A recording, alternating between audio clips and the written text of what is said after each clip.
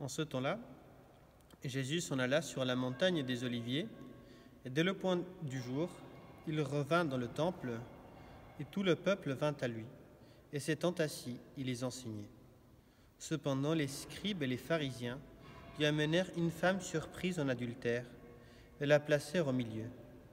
Puis ils dirent à Jésus, « Maître, cette femme vient d'être surprise en adultère.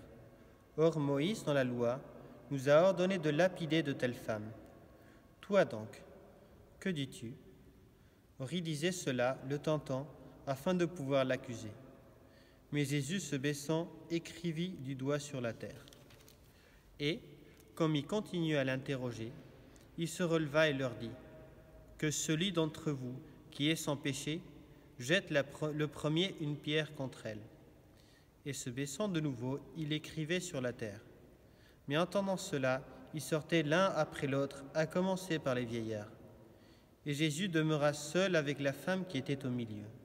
Alors Jésus, se relevant, lui dit, « Femme, où sont ceux qui vous accusaient?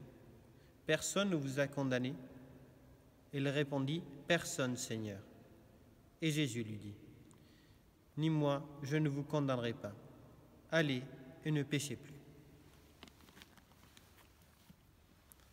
Bon, alors je vous salue bien depuis Florence, depuis notre belle église de Saint-Michel-les-Gaétans. Alors ici, comme on ne peut pas comme ailleurs dire la messe, etc., ce qu'on a mis, c'est une relique de la Sainte Croix. Et comme ça, on laisse toujours l'église ouverte pour pouvoir confesser les gens. Les gens peuvent venir et aussi vénérer la relique de la croix. Et voilà, comme ça, au moins, ils peuvent se sanctifier un peu. Donc j'espère que vous allez bien et j'espère surtout que vous êtes plus sains que vous l'étiez la dernière fois que je vous ai vu. Voilà. Parce qu'en fait, nous sommes là pour ça. Voilà. Alors, là, pour ce qui est de l'évangile,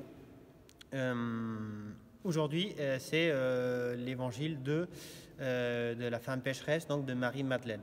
Alors, Marie-Madeleine, avant, n'était pas sainte, mais sainte du tout. N'était pas sainte du tout. Et elle avait fait des gros péchés, plusieurs gros péchés. Et c'est tellement grave qu'en fait, ça méritait la mort. D'ailleurs, la population, spécialement les pharisiens, ils en avaient ras-le-bol, ils ont décidé d'arrêter avec ça, la prendre et on n'entend plus parler. Voilà. Et c'est là qu'ils veulent faire ça devant Jésus, ils profitent pour essayer de tester Jésus pour voir ce qu'il dit. Alors, Jésus fonctionne d'une manière, mais radicalement opposée. Alors, la femme pécheresse, donc Marie-Madeleine se trouve par terre au point d'être lapidée par des gens qui ne l'aimaient objectivement pas. Et c'est sûr qu'elle n'avait rien fait pour être aimée. Mais en plus, les gens ne l'aimaient pas. Alors, qu'est-ce qui allait se passer? En fait, nous trouvons une personne sans état de grâce qui va mourir. Une personne pas en état de grâce qui meurt, c'est une personne en enfer. C'est horrible. Enfin, personne ne peut vouloir ça. En tout cas, Jésus ne veut surtout pas ça. Jésus veut à tout prix essayer de rattraper le pécheur. Du coup, comment il va faire? En fait, là où les pharisiens n'ont pas réussi à changer Marie-Madeleine, c'est qu'en fait, ils ont été très désagréables avec elle. Ils ont été très durs. Et Marie-Madeleine ne s'est pas trouvée avec des gens qui l'aimaient bien, pour lesquels ça valait le coup de se dépenser. Non, en fait, Marie-Madeleine s'est trouvée avec une bande de visages haineux qui veulent la tuer. Donc ça ne fait pas beaucoup pour la changer. Notre Seigneur, complètement différent. Notre Seigneur a regardé Marie-Madeleine et elle a compris que quelqu'un l'aimait. Elle a compris qu'elle pouvait faire les pires des choses. Vous pouvez être les pires ordures de la terre. Mais ça ne change rien. Ça ne change rien parce que le bon Dieu nous aime quand même. Le bon Dieu nous aime toujours. Et Marie-Madeleine a su ça. Et du coup, quand Jésus a dit « va et ne pêche plus », là, elle était bien plus prête à ne plus pécher. Parce qu'il y avait quelqu'un qui l'aimait, quelqu'un à qui il ne fallait pas décevoir. Et elle savait quand même, par contre, que si elle réussit, malheureusement, à décevoir encore cette personne serait toujours prête à l'accueillir à nouveau. Parce qu'il aime toujours. et toujours à la folie. Le bon Dieu agit avec nous exactement de la même façon. Donc vous avez tous les péchés possibles et imaginables.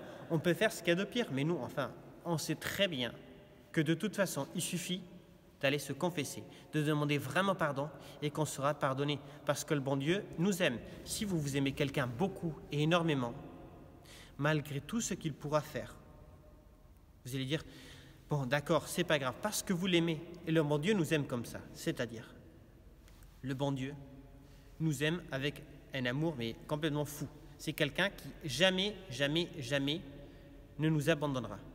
Du coup, malgré tout, même si on est les pires personnes de la terre, nous savons que si nous regardons vers le bon Dieu est là pour nous dire « Moi, je vous aime, vous êtes mon fils, vous êtes ma fille. Du coup, quoi que vous fassiez, je suis votre père. Je suis fier d'être votre père. Et dès que vous revenez à moi, je vous embrasse. » Donc, jamais, jamais, c'est perdu pour nous. Parce que le bon Dieu, le passé, on ne peut pas le changer. Il regarde ce qu'on va faire dans le futur. Par contre, c'est bien de méditer sur ça. Mais enfin, après, concrètement, il faut que nous, on aime comme Jésus aime. Il faut qu'on fasse exactement la même chose que lui. Lui, il aime les autres.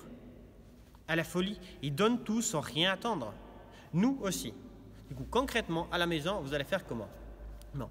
Maintenant que ça fait une semaine que vous êtes bien ensemble, que vous êtes bien confinés, bien tassés, que la vie de famille commence à avoir ses charmes vraiment, c'est là justement que vous devez travailler.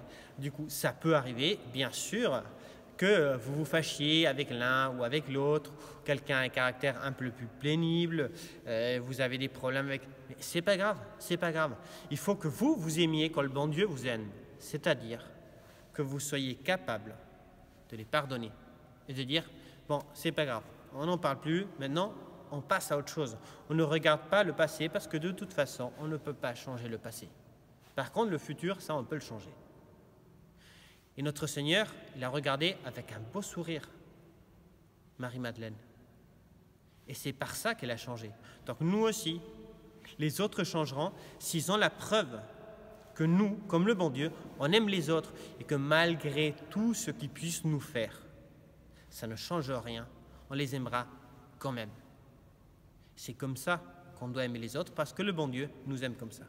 Donc je ne peux que vous encourager à faire au mieux justement pendant tous ces jours pour toujours donner des preuves aux autres que malgré tout ce qu'ils peuvent faire, vous êtes toujours prêts à dire « Ok, on recommence à nouveau parce que moi, je vous aime bien. » Bon, alors aujourd'hui c'est samedi, vous n'avez pas cours. Du coup, profitez pour bien vous détendre, pour bien vous balader entre le premier étage, le rez-de-chaussée, le premier étage. Bon, ce que vous pouvez, le jardin si vous en avez un. Mais en tout cas, il faut surtout que vous soyez de plus en plus saints, que vous aimiez de plus en plus le bon Dieu, aimez de plus en plus les autres. Donc concrètement, votre père, votre mère, vos frères, vos sœurs. Donc, souriez et soyez saints.